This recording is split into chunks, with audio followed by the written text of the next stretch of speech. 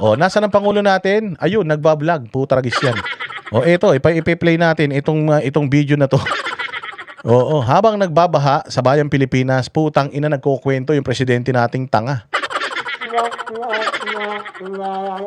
Ayan na, August 8. Courtesy of Bongbong Marcos, August 8. Ano nang date ngayon? August 9. Kani-kanina lang August 8. Ilang araw na tayong binabaha, mga bossing. Ilang araw na tayong binabaha. Hindi mo mamakita tong ogag na ito na nasa control room, minomonitor yung mga baha sa Pilipinas. Putang ina, ang ginagawa, nagbablog si Tarantado. Putang ina, tas pinagmamalaki nyo tong presidente na to. Habang nalulunod ang mga Pilipino, habang yung mga kinuha home credit na mga refrigerator, washing machine, binubuhat pataas ng mga kababayan natin para hindi abutin ng baha, itong ogag na ito, nagbablog dyan sa Malacanang, tuyong-tuyo ang Tarantado. Diba? Si Digong noon, bago tumama ang bagyo, may cabinet meeting na. Eto, putyang inan yan, wala nang cabinet meeting, nagbablog ang Tarantado. Ilang araw na tayong binabaha, ilang araw na yung ulan. Simula pa nung Miyerkules, wala nang pasok mga estudyante. Miyerkules, Huwebes, Biyernes. Biyernes, putang ina ang ginawa ng ogag na ito. Imbis na sana mag-press con. Magandang gabi mga kababayan, ako po ang inyong presidente. Alam ko po na malakas po ang bagyo ngayon at binabaha po tayo. Kapit lang po, parating na po ang tulong ng gobyerno. Inactivate ko na po ang NDRMMC. Na yung mga binabaha na mga lugar ngayon, nagpadala na po tayo doon ng mga rubber boats at nagpadala na po tayo doon ng mga relief goods dahil ang DepEd ay ang DSWD. Oo, sa lahat po ng mga probinsya sa buong Pilipinas, meron na pong mga DSWD warehouse. O lahat ng mga regions, probinsya sa buong Pilipinas, pinakalat na po natin yung DSWD. O para po ang repacking diyan na mismo sa mga lugar ninyo, pag repack bigay na po sa mga taong nangangailangan. Hindi na po manggagaling sa Maynila. Kasi nung panahon ni Pangulong Duterte, ganyan eh. Tapos ginawang automated. Kasi noon, makikita ninyo yung mga nagre-repack ng mga relief goods, nakasalampak sa bigas. Ibubuhos yung sandamukal na bigas, tapos tatakal-takalin, ilalagay dun sa plastic bag, lalagyan ng isang noodles, 2 sardinas, tapos sotanghon, lalagyan yun. Putang ina, pati yung tain ng ipis, nasandok na. Oo, kasi nilagay nila sa simento eh. Hindi mo naman maalam kung malinis yun o hindi. Putya, tain ng pusa, tain ng daga, tain ng ipis, pagsaklog na gano'n, nilagay doon sa may plastic. Ayaw ni Pangulo yun. Sabi ni Pangulo, hindi ganyan. Dapat nakakahon, dapat maganda, dapat disente naman yung ipinamimigay natin doon sa mga tao na nasasalanta, nangangailangan, para naman hindi nila ma-feel na parang nililimusan mo sila. So nung panahon ni PRRD, ganun ang ginawa nila. Ipinakalat nila yung mga repacking centers ng DSWD doon sa mga madalas tamaan ng bagyo para pagka bumagyo doon at tumumbay yung mga puno, hindi makadaan yung mga truck, o meron na sila doon na habang kini-clearing operation, meron na silang dinidistribute doon sa mga apektado ng bagyo. Ganon nung panahon ni Pangulong Duterte. Utang ina, dito sa panahon ni Pangulong Marcos, ganito ang ginagawa ng gago. Habang nalulunod kayo sa baha, putang ina nito, nagbablog ang Tarantado. Putang ina, vlogger. Saan ka makakita? Sabi ko nga sa inyo, vlogger yung kanyang spokesperson na si Claire Castro. Putang ina, pati siya vlogger. Bongbong. Sa dami ng problema ng Pilipinas, putang ina, may time ka pa mag-vlog? Walang hiya ka? Tanginan yan, nilubog mo Pilipinas. Ang mahal ng presyo ng bilihin, ang taas ng presyo ng gasolina, may gera pa dyan sa Middle East, walang hiya ka. Ang taas ng crime rate. Putang ina, yung mga magsasaka natin naghihirap. Yung mga palay nila ngayon, lunod na. Nakuha mo pa mag-vlog? Putang ina ka. Kung hindi ka ba naman gago talaga, buwisit din, no? Buwisit yarn. Satanas talaga. Madami ba siyang views? Hindi ko alam. Tingnan ko dito kung ilan ang views nitong nitong vlog niya. Putyang ina niyan. 302. Mga bossing. Ha? Mga bossing, nag-vlog si Bongbong Marcos, ang nanood 302 sa loob ng 6 na oras. Putang ina niyan. Gago ka talaga, nagsayang ka ng oras, walang hiya ka, imbis sana tumutulong ka. Imbis sana tumutulong ka dyan sa mga nabaha, nag-vlog ka pa, putang ina mo, ang nanood 302. Ang dami mong troll farm. Napakadami mong troll army. Napakadami mong mga nagko-comment na paulit-ulit na putya ibang mga lahi. Diyan sa mga pages ninyo. Tapos puta ang nanood sa vlog mo, Pucha, after 6 hours, 302. Mas madami pa nanonood sa vlog natin ngayon kaysa sa nanonood kay Bongbong Marcos. Mantakin mo, 6 na oras, in-upload yung video na yan, walang may interest. Murahin nyo ng murahin, libre yan. Putang ina, walang ginagawa to tarantadon to. Nag-vlog, 300 yung nanood. Yung 300 na yan, galit pa sa kanya. Hanap ng tanip naman yan, oh. Bongbong, wag ka nang mag-vlog, parang awa mo na. Itigil mo na yan. Puchang ina ko. Maganda, wag ka na rin huminga. Wag ka nang huminga, wag ka nang magising. Bigyan mo naman ng kasiyahan ng mga Pilipino. Bigyan mo kami ng magandang balita. Matulog ka ngayon ng mahimbing. Sa sobrang tulog na himbing ng tulog mo, putya, 5 years ka bago gumising. Parang awa mo na. Baka sakali kahit na papaano medyo umalwan-alwan, sumaya-saya ang buhay namin, buwisit ka. Huwag ka nang huminga ng mga 6 na oras. Grabe naman 6 na oras. Putyang ina yan. Nag-vlog ang gago. O, anong pag-uusapan niya? Mga kwento sa likod ng Sona. Putang ina yan. Wala ngang kwenta yung Sona mo eh. Tapos magkukwentuhan pa tayo ng likod ng Sona kung anong nangyari sa likod ng Sona. Putya, alam naman namin kung anong pinagagawa nyo sa likod ng Sona. Kung hindi man kayo bumatak, uminom, nagparty, yun lang mga pinagagawa ninyo siguro. Siguro, hindi ko sinabi sigurado, baka magalit na naman kayo, hindi madimanda na naman kayo, puro kayo demanda. Utang ina niyan. Bongbong, hindi ka nahihiya. Pa-vlog-vlog ka pa, 300 yung nanood, 6 na oras na yung nakalipas. Pucha, babantayan ko to, 1 linggo kung ilan. Baka hindi umabot na 1,000 yung manood sa'yo. Putang ina, Bongbong, pati anak mo hindi nanood sa vlog mo. Walang hiya ka. Buwisit eh. Pakinggan ninyo kung ano yung daw mga nangyari sa likod ng vlog. Imagine ninyo ulitin natin, napakadaming problema ng Pilipinas ngayon. Napakadaming problema ng Pilipinas. Okay man lang sa amin mag-vlog ka. Pero sana, ang i-discuss mo sa vlog mo, yung mga problema ng Pilipinas, tsaka kung paano mo planong solusyonan yung problema ng Pilipinas. Okay yan. Ipipresenta natin dito, baka sakaling totoo. Kahit alam natin puro kasinungalingan lang. Putang ina, Sona. Gago, yung Sona mo, pinagtawanan nga ang taong bayan. 2 linggo na nakalipas, putang ina, yung pinsan mo hanggang ngayon hindi pa nakukulong. Tarantado.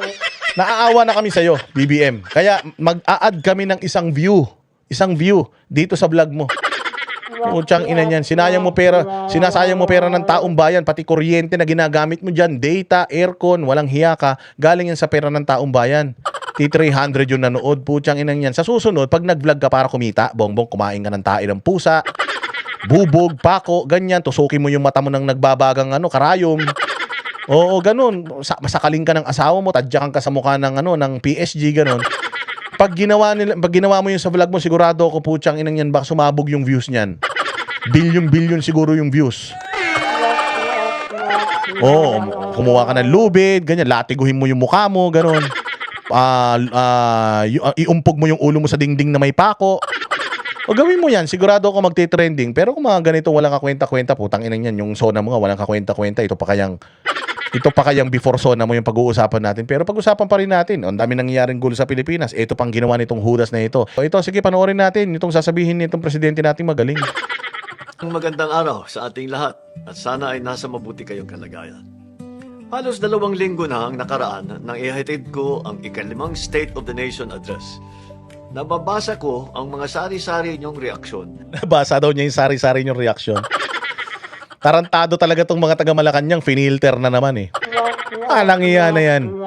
Binabasa daw niya yung mga comments sa kanya. Ilang comment babasahin niya rito? 4. 4 na maayos na comment yung nag-comment sa kanya.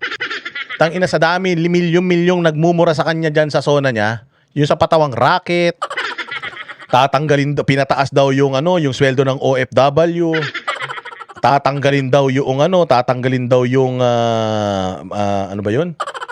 Systems laws dyan sa Meralco, tapos ipakukulong daw yung dating speaker of the house.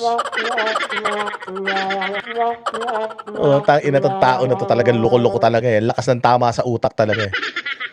Tapos pucha, sabi niya, babasahin daw niya yung mga comments sa kanya at sasagutin daw niya. After 2 weeks na daw matapos yung kanyang Sona, 2 weeks na, Bongbong, putang ina niya, going 3rd week, wala pa rin nakukulong, di pa rin nakukulong yung pinsan mo. Walang hiya ka. Hindi pa rin nakukulong ang pinsan mong buwisit ka. Putang ina, kailan ka ba magsasabi ng totoo, Bongbong? Kahit yun man lang sana ang totoo. Yung makulong yung pinsan mo, putya, matutuwa na kami. Kahit isa, may sinabi kang totoo. Hudas ka talaga. At nagpapasalamat ako sa lahat ng sumubaybay at nakinig sa ating mensahe. May ilang katanungan ang ating mga kaibigan na sasagutin ko sa vlog na ito mula sa paghahanda ko sa SONA hanggang sa ilang pang mensahe na ating tinalakay. Una, tinatanong ako kung ako ba ang nagsulat ng aking speech. Ikaw ba, ang putang ina mo, wala kaming paki. Kahit ang nagsulat niyan, aso, gagamba, ipaklong, engkanto, putang ina, wala kaming paki, Bongbong, ang pangit. Ang pangit. Buwisit ka.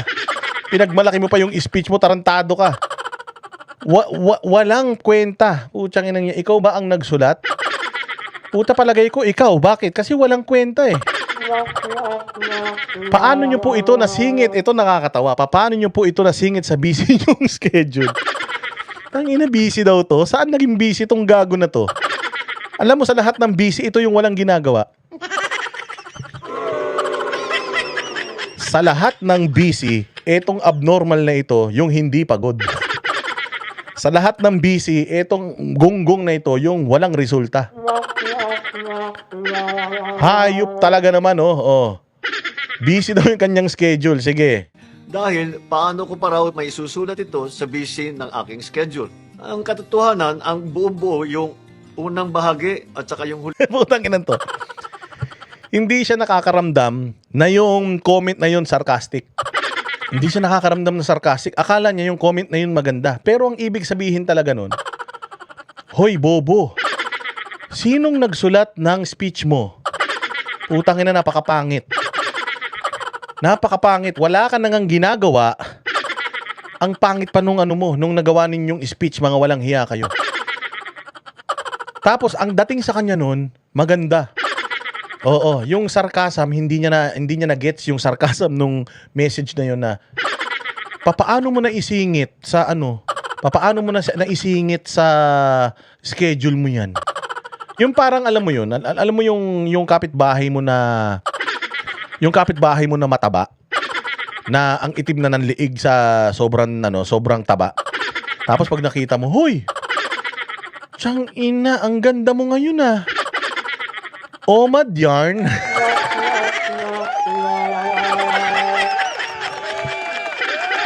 Omad yarn. O diet, gulay lang kinakain mo siguro, no? Kasi nangangayayat ka. Tapos sasabihin mo naman, oo. Oo. Mamayang gabing pa ako kakain, di pa ako kumakain ngayon. Pumayat na ba talaga ako? Oo, ang payat mo na. Ang ina ka. Nangangayayat na pati mga kapatid mo sa dami ng kinakain mo sa bahay. Putyang inang yan, yung sinaing para sa apat, putyang ina, isa na lang yung nakakakain. Di ba? O kaya yung kaibigan mo malakas ang putok. Na nilalayuan ng mga kaibigan. Putang ina yan, kahit na kakapaligo pa lang. Putya, ang lakas na, mala sibuyas. Yung mala Goodbye Philippines, yung amoy ng kilikili. Pag nakita mo, oy, Bombayin ka. Talaga ba? Oo, ang ganda ng mata mo.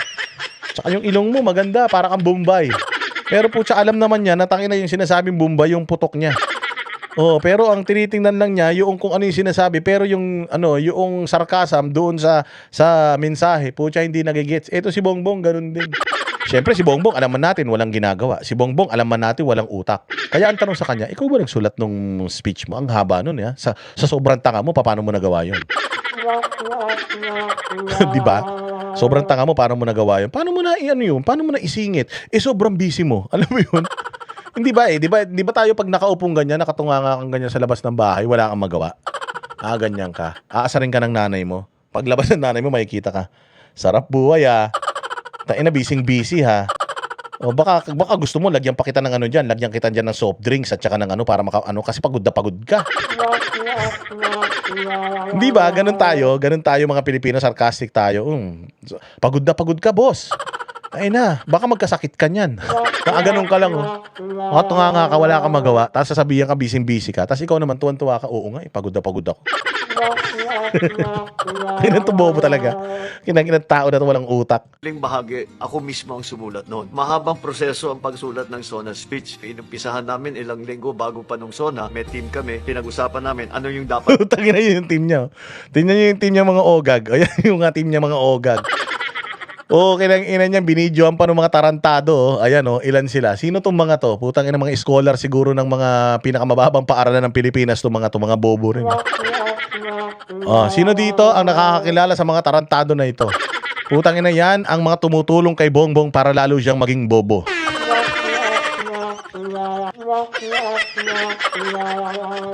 Taragis ka talaga Bongbong, walang hiya ka. Dinamay mo pa yung mga tao, pinakita mo pa yung mga muka.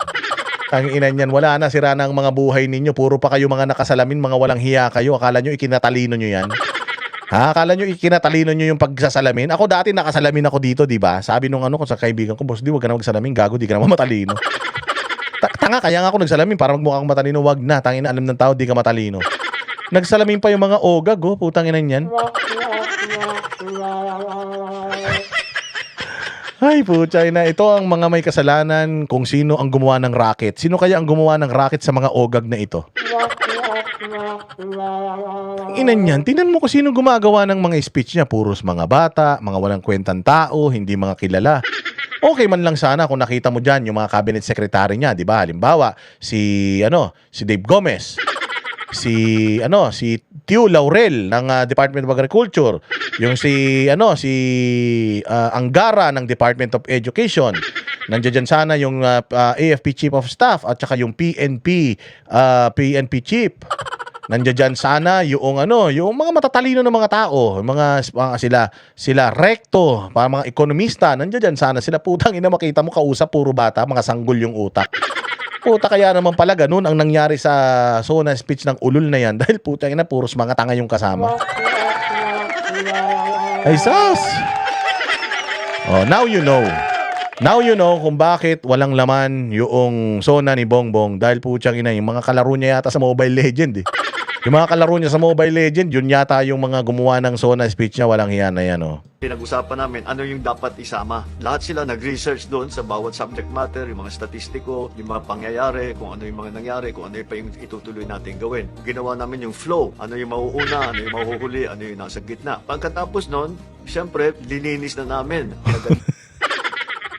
2 weeks daw bago yung SONA, nag-usap-usap na yung mga tanga. Tayo na pinag-usapan daw nila kung ano yung nangyayari. Kung ano yung may pauna, may intro, may gitna, may dulo. Puta, ano yung kanta?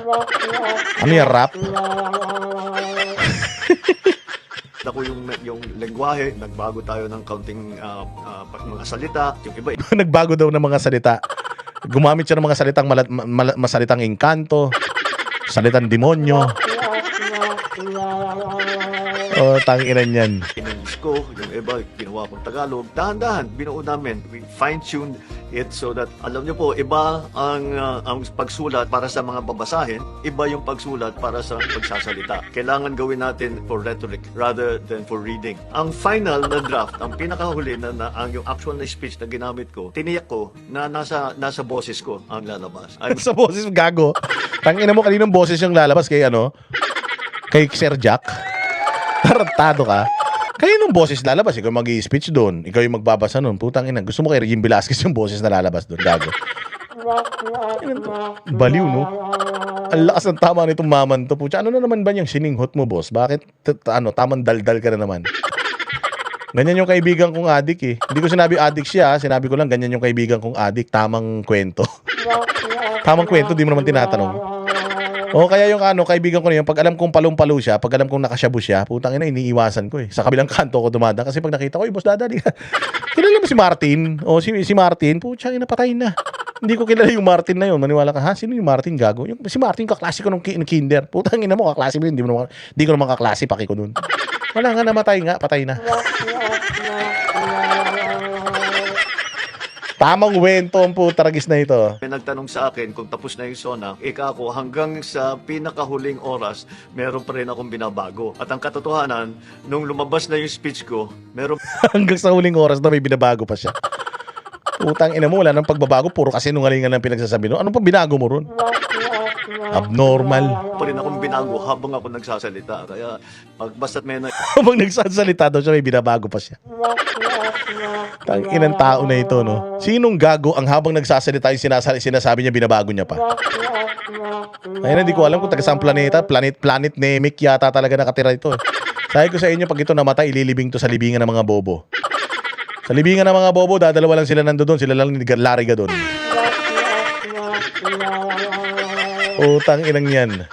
Isip ako na mas maganda ang pwedeng pagkasabi, yun ang aking ginagawa. Pangalawa, Mr. President, nakailang draft kayo bago nyo ma-finalize? Yan, nakailang draft. Pang ma-finalize. Alam mo yung draft beer yun, beer. Masarap yun, yung draft beer dyan sa Japan. Ang sarap nun. Nakailang draft ka kasi mukha kang lasing. Hindi talaga niya naiintindihan eh. Hindi niya talaga naiintindihan yung mga comment sa kanya. Akala niya maganda yung comment. President, Mr. President, nakailang draft beer kayo bago nyo ma-finalize ang speech na sabi nyo ba ang lahat ng gusto nyo sabihin? Pucha, kasi para siya lasing. Kaya tinatanong kung nakailang draft beer siya. Sa sobrang tanga nito, hindi niya alam na sobrang sarcastic ng mga tanong sa kanya. Mr. President, nakailang draft kayo bago nyo na-finalize yung speech? Pucha, kulang na lang dito, laughing emoji. Laughing emoji lang, pag nilagyan mo laughing emoji to, mafe-feel niya na sarcastic eh.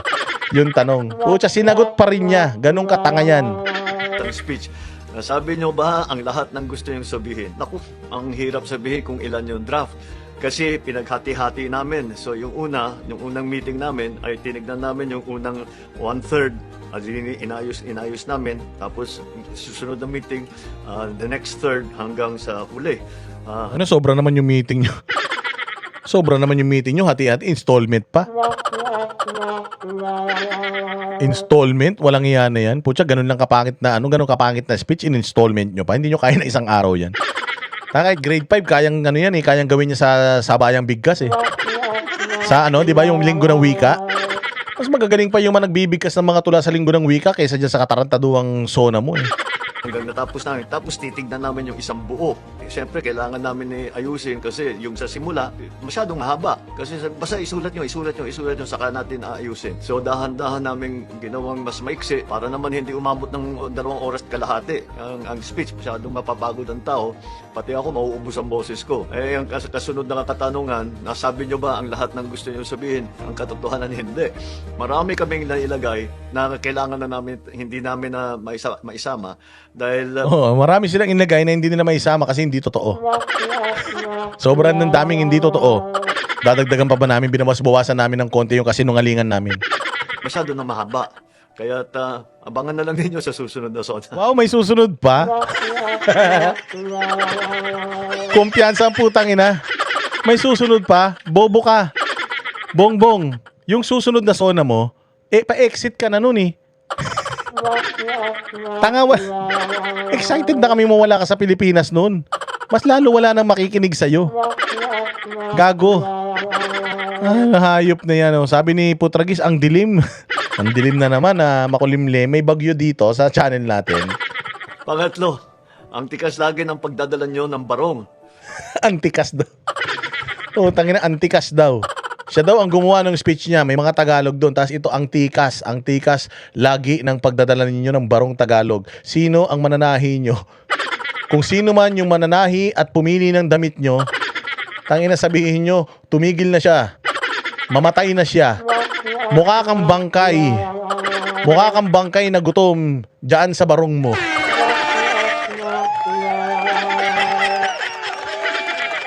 Tanginang yan. Antikas lagi ng pagdadala nyo ng barong. Matikas. Meron ng picture to dyan sa Congress, nakatingin siya dun sa may malaking screen. Yung malaking screen, ang laman ng malaking screen, siya din na tinititigan yung malaking screen, na siya din na tinititigan yung malaking screen. Sabi ko putang ina to, baliw. Tinititigan niya yung sarili niya sa screen. Kundi ba ulol ang puta lagis yan? Check mo. Ang dollar sign, ano ba yan? Dapat barong na may biyak sa likod, sabi ni Diego Latigo. Oo, dapat yung barong na may biyak sa likod, parang barong na ni Baron. Yung isuot mo, walang iya ka. Antikas daw nung barong niya. Ang inan yan, mantakin mo yung sona mo, yung barong mo ang sinisita, hindi yung mga pinagsasasabi mo. Sino? At saka sarcastic na naman to. Sino ang pumili ng barong mo? Pucha, kung sino man magpalit ka na ng pumipili ng barong mo, ang pangit. Ang mananahi, pumili ng damit ninyo. Ang mga damit ko, mga lalo na mga barong ko, ay ang kapatid ko si Irene. Siya ang naghahanap, laging naghahanap yung pag may nakita siya na magandang barong o magandang Ano ba yung magandang barong? Ipare-parehas maitsura ng barong. Puti, may mga embroidery na ganyan. Paano mo masasabi kung kailan pangit ang barong? Pangit lang yung barong pag puro mancha. Diba? May mancha na spaghetti rito, ganyan. May mancha rito na mangga. O yun, pangit yun. Siguro yung barong papangit siya kapag punit-punit. O kaya yung halimbawa yung mga pinya, yung naninilaw na. Yun, pangit na yung barong na yun. Tanginang yan, isa man itsura ng barong. Kulay puti, kita yung loob. Diba? Paano mo masasabing maganda yung barong? Putsang inang yan, yung patay nga, barong din ang suot dahil yung barong, walang binabagayan yun eh. Patay o buhay, maayos tingnan yung barong. Hindi, ang barong kahit pangit ang may suot, maganda pa rin yung barong eh. Pangit yung nagsusuot, pero maganda pa rin yung barong. Maganda barong eh. Kaya nga, alam mo na binobola siya nung nagtanong sa kanya, sinong pumipili ng barong ninyo? Ang kapatid ko ang pumipili ng barong ko, maganda. Putang ina yan. Ako nga, bumili ako ng barong kahit nakapikit ako eh. Alam ko na itsura ng barong na mabibili ko. Kasi simple-simple man lang yan. Di ba ang barong naman hindi katulad ng Amerikana na nakakontur sa katawan mo? Yung barong medyo loose yan eh, hindi ba? So kailan nagiging maganda ang barong? Ang barong lagi namang maganda yan. Anak ng tinapay yan, BBM. T300 na lang nanood sa vlog mo, tapos putya ang nagko-comment, 4, abnormal pa. Walang Diyo. Ay kukunin niya, sasabihin niya, gamitin mo ito. Siguro mga 1 month before nung SONA, meron na siyang pinadala na barong. Sabi niya, ito 5 magandang barong, mamili ka. Pang-4, ano ang special preparation ni PBBM sa araw ng SONA? Dapat pag araw ng SONA ay wala nang kailangan gawin. Dapat pinagnagahanda na lang ako ng sarili ko. Tinan mo kung di mo ogag. Sabi niya, nagsasalita na daw siya. May binabago pa siya. Tapos ngayon na naman sasabihin niya, dapat sa araw ng SONA, wala ka ng ibang dapat gawin. Wala na daw dapat planchado na yung speech, planchado na lahat, wala ka nang dapat gawin. Pero siya kanina, sabi niya kanina, kahit na last minute, may binabago pa siya. Pucha, ano ba talaga? Ano ba talaga? Totoo, boss. Wala nang dapat gawin o kahit na nagsasalita ka na, may binabago ka pa rin. Putang ng utak yan. Ganito utak kapag katuyot eh. Para sa pagtalumpati, para sa pagbigay ng SONA. Halos sa hating gabi na kami natapos ng Sabado, tinapos ko na. Sabi ko, ayusin na natin to. Ito na yung final draft. Buong araw ng linggo, pinapractice ko. Tina-timing namin kung gaano kahaba, pinapractice ko na. Yung practice na nakatayo sa podium, may mikropono, pati yung boses ko, pinapractice ko na lahat. Pagdating ng Lunes, pati na yung boses niya, pinapractice niya na. Nag-vocalize pa ang ogag na ito.